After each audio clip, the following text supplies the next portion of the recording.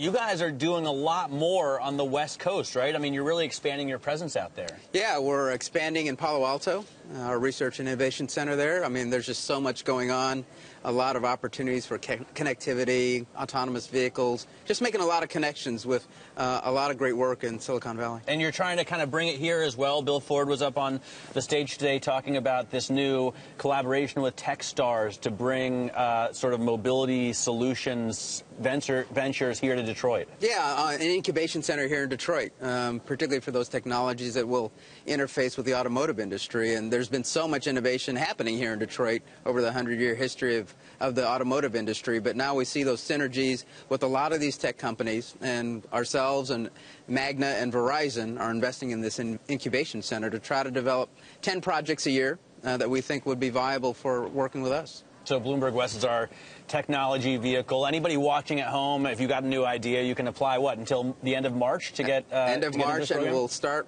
10 projects in June, and we'll be mentoring with executives from all 3 of the companies. All right, so let's talk about future tech today. One of the things, we're looking at the Sync system here. This is the new version, Sync 3. One of the things I didn't realize was you'd already been equipping cars with Sync before the iPhone even came out. Yeah, that's correct. We introduced Sync in 2007, so you know, the whole aspect of mobility and connectivity has changed so much since then, but we were actually out before the first iPhone was revealed.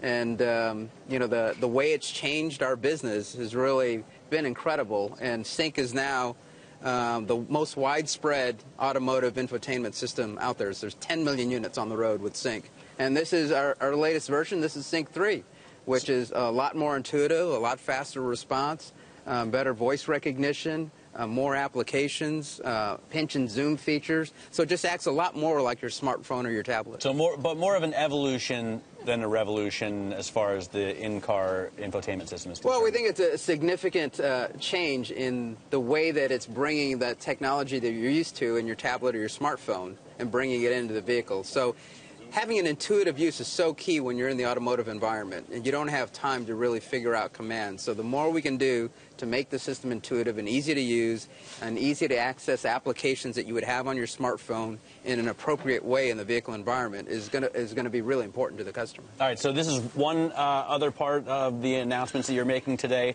For me, the focus is the new performance group. You're putting together all of so the Taurus SHO with the SVT vehicles and the RS and the ST is all going to come under one roof. Yeah, the performance group will not just put those together, but also our European offerings and also our Ford Racing Group. So our racing teams and engineering, our performance vehicles, parts and accessories, all of that globally we're putting together into this performance group, Ford Performance. And, you know, we're talking to many times the same type of customer, that enthusiast customer. And so there's synergies with that. Along with that, because the group's going global, we announced today a vehicle like Focus RS. We announced we will be doing a Focus RS, top performance focus vehicle, and for the first time that's going to be a global offering, available here in the U.S. as well as in Europe. Typically it's been just a European offering. All right, so isn't it the biggest sold nameplate vehicle in the world? Focus is the number one nameplate in the world, that's right. So it's really interesting. I'm wondering what you think about people saying this is kind of the second golden age for cars, because the cars that you're putting now are really so performance focused. I'm thinking of the GT350, Mustang GT350 that you unveiled in L.A. at the auto show, but really the Mustang, just the base Mustang. I mean, it's really a high performance vehicle. Is this the new 60s?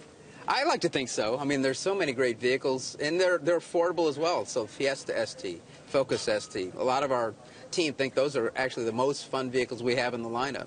As you said, the base Mustang GT, 430 horsepower, right?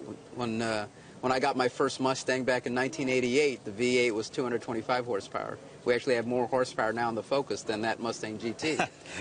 Vehicles like the GT350. So yeah, it's a great age if you're a performance fan, and particularly if you're a Ford performance fan. What else can we expect to come out? I heard you say I think 12 new vehicles are coming out here through 2020. I'm hoping the Raptor, a new Raptor, is going to be one of those. I just got a chance to drive the new EcoBoost in the new F-150. It's so quick, it's so light.